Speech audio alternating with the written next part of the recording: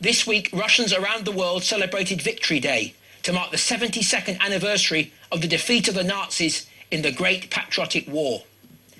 27 million Russian and Soviet citizens lost their lives in the war.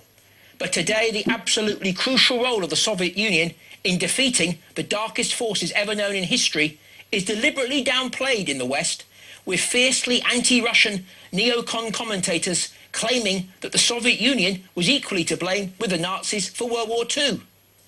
If that wasn't bad enough, fascists and wartime Nazi collaborators are being rehabilitated as national heroes in Ukraine, and the Western elites who back the Ukrainian government stay silent.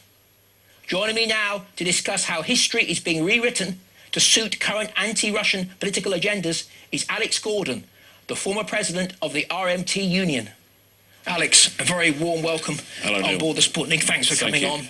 27 million. It's an amazing figure, isn't it? And we're reminded of it every year when Victory Day comes around, enormous sacrifice. But in the Western media, there's hardly any coverage anymore, is there, of what the Soviet Union did to help win World War II?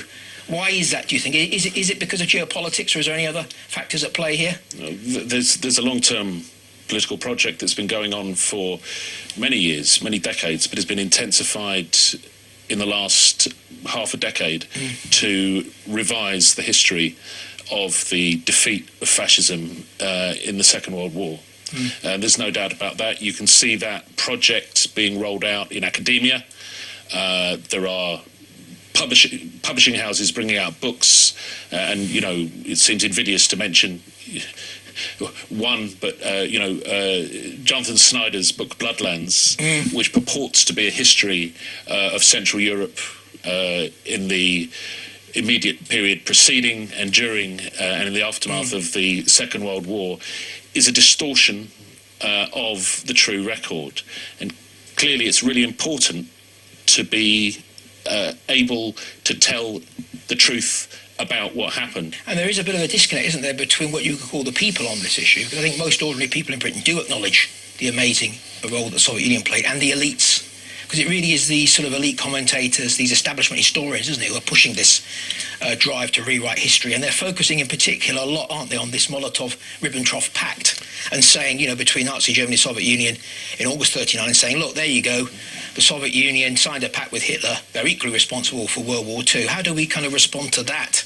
I mean, it is well known that the Soviet Union was seeking to build a popular front to resist the growth of fascism in the 1930s. We have just celebrated last week the 80th anniversary of the bombing of Guernica in the Basque Country, where the only country that came to the aid of the Spanish Republic when they were besieged by Spanish fascists and phalangists was the Soviet Union, who supplied arms, material and aircraft to try to defend the fledgling Spanish Republic.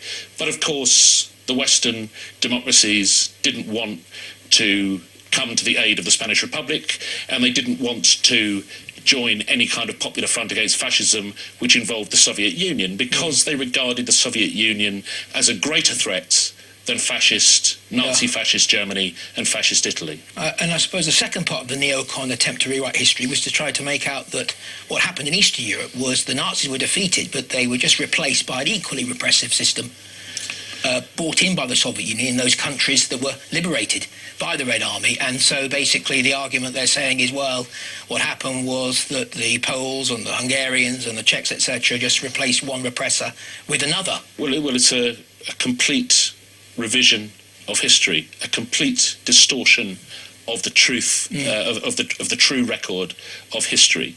And you can see that not just in newspaper columns, you can see that articulated by statesmen, by politicians.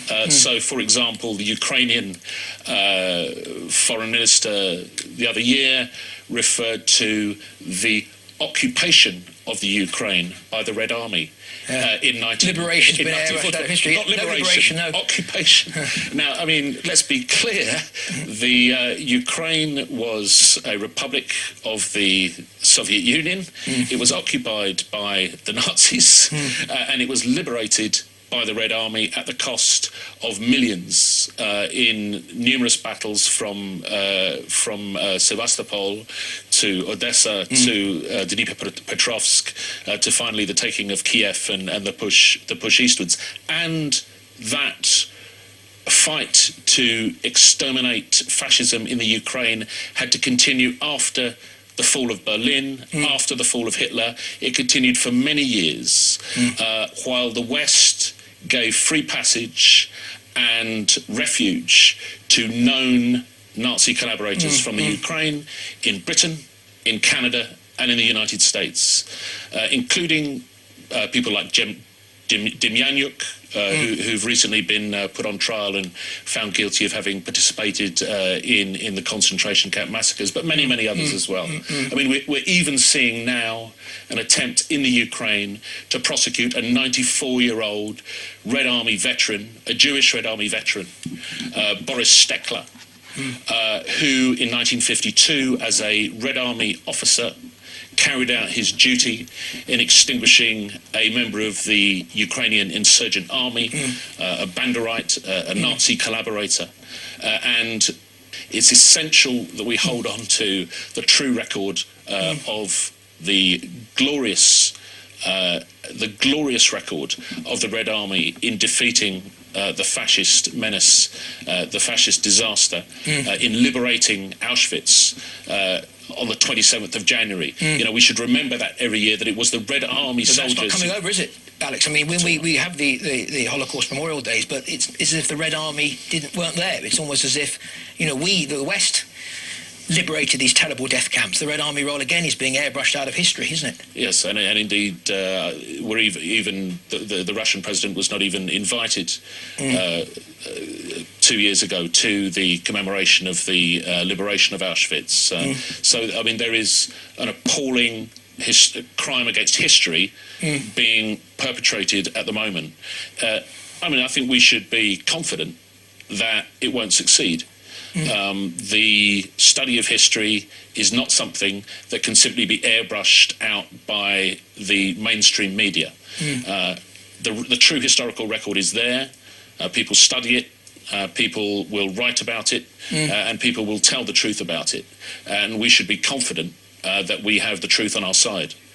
So let's go in a bit more depth about Ukraine at the moment, because there's been a couple of very controversial laws passed, hasn't there? The law which makes it actually a criminal offence to sort of question the role of these so-called insurgent groups, these far-right insurgent groups grew in World War II. So the Ukrainian Communist Party, a party which was the main opposition party, 3 years ago, with 13% of the vote in the elections, in the previous general election.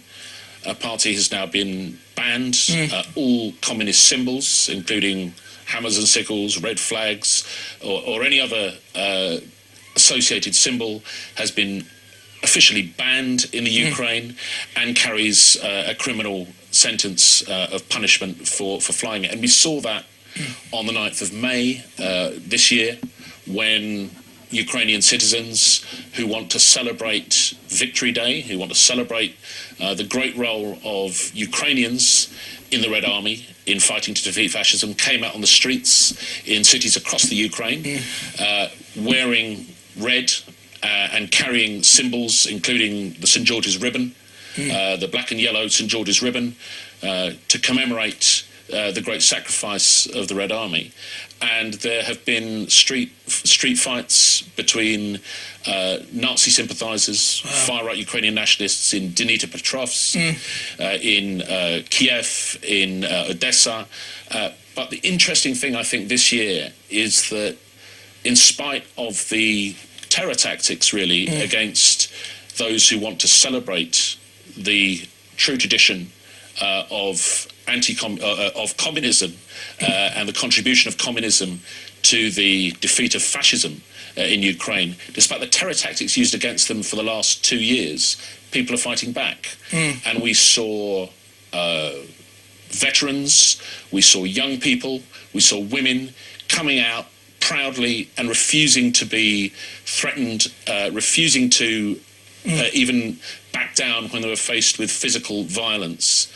The Ukrainian police stood aside in many cases and allowed assaults on people celebrating Victory Day to take place, but there was determined resistance from the demonstrators. And I think that's an interesting development, because it shows that you can't stamp history out of people. There are deep memories. They go through families. People remember the sacrifice of their grandparents, of their great-grandparents, and they know that without those people, they probably wouldn't be here today. Let's remember, when Barbarossa was unleashed, the Nazis had a published plan for what they wanted to do with the countries that then incorporated the Soviet Union. And they calculated out of the 200 million or so citizens that then lived in the Soviet Union, they would only need about 10 million slaves. And they intended to slaughter, in a race war, the 95% of the populations of what is now the Soviet Union. The race war against people who lived in the Soviet Union is often also airbrushed out of history. Of course, we quite rightly remember the race war against gypsies, Jews, the crimes against homosexuals, against political dissidents. Of course, we're reminded about that in history books in the West. What we should also remember is there was a Nazi plan to wipe out 95% of the population of Russia and the other Soviet republics. And in some of the republics, like Belarusia, 25% of the population were lost during the period of the Nazi occupation. Well, thank you so much for coming on the Sputnik, Alex. Thank you. Thank you. Don't go away, because